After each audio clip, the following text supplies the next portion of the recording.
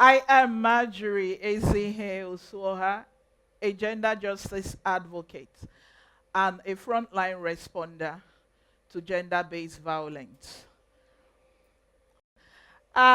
It's an opportunity to learn, unlearn, and relearn as we begin to redefine masculinity and femininity, as well as unveiling solutions to gender-based violence. As this flips, we're going to be presented with a picture. We're going to see a picture side by side, the quote. In that photo, I need us to look at that photo. In that photo, we're presented with a man strapping a baby. This happened in 2019 in a classroom in United States of America. But it went viral. Why? Because the man was human. He needed to help the young mother pay attention to do her schoolwork, so he straddled her baby. A human performed a purely human act to another human.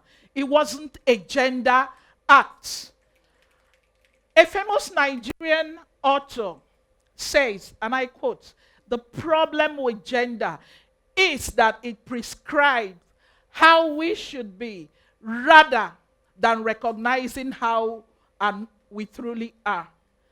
This quote by Chimamanda Ngozi Adichie perfectly depicts the picture we just shared with us. Now, masculinity and femininity, these are social constructs.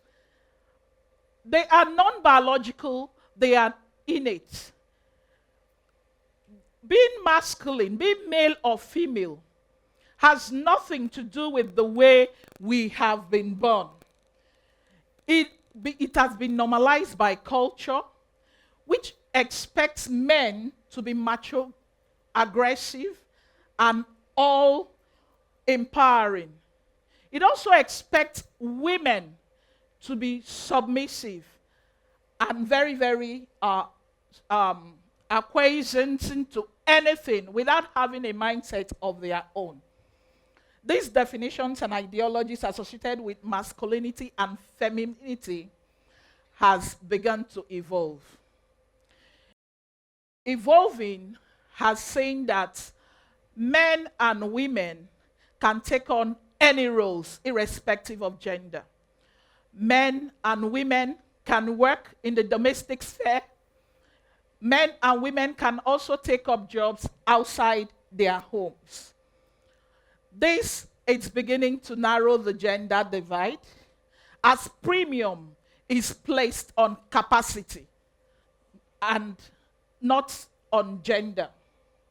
Now, boys and girls should be taught primarily to approach issues related with cooking and cleaning as human beings, because it is personal hygiene, okay? And it's not a task or a chore you need to leave to someone else to do for you. Now, in the same vein, we have to raise our boys to know how to do chores such as grocery shopping, to empathize with their female counterparts when they are going through their monthly circle. They have to know that it's not a disease, but it's a natural process, and it gives birth to a life. Going further, as a frontline responder to gender-based violence, we've had courage to intervene in a situation where a man felt that the most suitable thing to do in disciplining his family was to take a cane and flog not only his wife, but every member of his family. When neighbors called out and we intervened and got this man extracted by the police, when we met with him and had conversation, it was shocking to realize that the man neither knew that he was abusive to his wife and his children, that it was wrong to flog them, and that he was breaking a law. After some time at the police and counseling, he's been reintegrated with his family, and we haven't heard reports of him administering such any longer. Now, gender-based violence is prevalent. It challenges, is a prevalent challenge affecting our community. It refers to any form of violence. It could be verbal, physical, emotional, socio-economic. I come from a community in Asaba. And at 9, my mother was widowed suddenly because my dad was assassinated. After a month-long period of mourning, my family gathered at the square, the OB, and when they gathered, it was mainly the male members of my extended family that gathered, an immediate family. And at this place, a 9-year-old me did not realize what was going on until I heard my mother stand up and say, I chose my first son. I choose him to be my husband. And there was this uproar. You cannot choose him. It has to be one of us and not your son. Now, my mother insisted, and my 17-year-old eldest brother at that time stood up and said, I chose to be my mother's husband.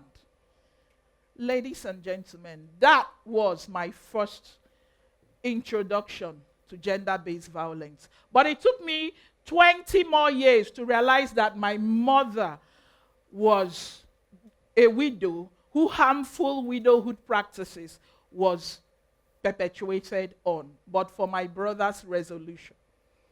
Now, there are many problems that contribute to the prevalence of gender-based violence. I just shared culture and patriarchy with us. Those were my mother's reality. I'm a widow presently. That's my reality. Patriarchal gender norms that normalize violence against women and girls abound in our society. We stare them in the face daily. Lack of access to justice and protection of lives. It's a reason most victims do not approach the law enforcement or the justice delivery system for justice. Lack of awareness about gender-based violence and its consequences. The man who we arrested and later reintegrated, he did not know that flogging his wife was an abuse. It has consequences under the law. Lack of economic opportunities for women and girls.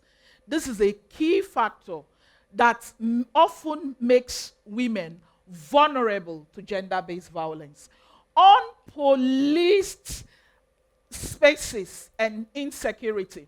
You agree with me that the COVID-19 ushered a spike in these occurrences of gender-based violence that we haven't seen before. It was a difficult time and the events were unprecedented.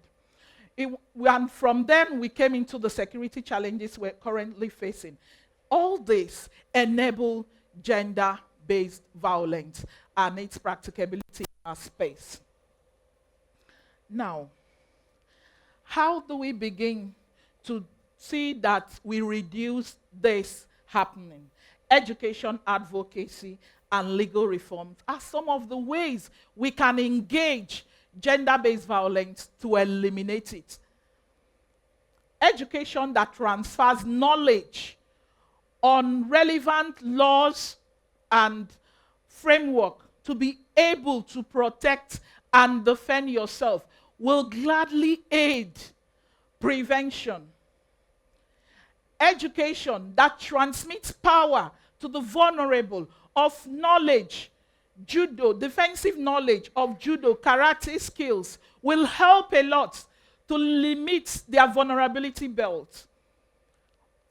Education on tools such as tasers and pepper spray will help people in the vulnerable belt, especially persons living with disability. We've seen one who's been raped, gang raped to death. Now, gender-based violence, it's a plague in our society. It happens daily. As a young girl growing up, I used to sing this song a lot. It's a song that we use in school plays, in dramas. And we sang it, and I'm sure you know it. And I'm going to sing it. And I go, Nene, udu mala potagomo, udu. Nene, udu mala potagomo, udu. Udunji jemiri na mamaron udu awa. Udunji jemiri na mamaron udu awa. Obumu soludu na bumu soludu na ba. Obumu soludu na ba. Enene udu. Until recently, ladies and gentlemen, I danced to that song. I began to dwell on the words of the young maiden who went to fetch water. And I realized she was probably a victim of gender-based violence. Because Udumiri cannot lapotaga. It was something bigger. So I would like to end with a quote from Maya Angelou, poet, activist, African-American great woman. She says, every time a woman stands up for herself without possibly knowing it, she stands up for all women. Thank you once again for this platform.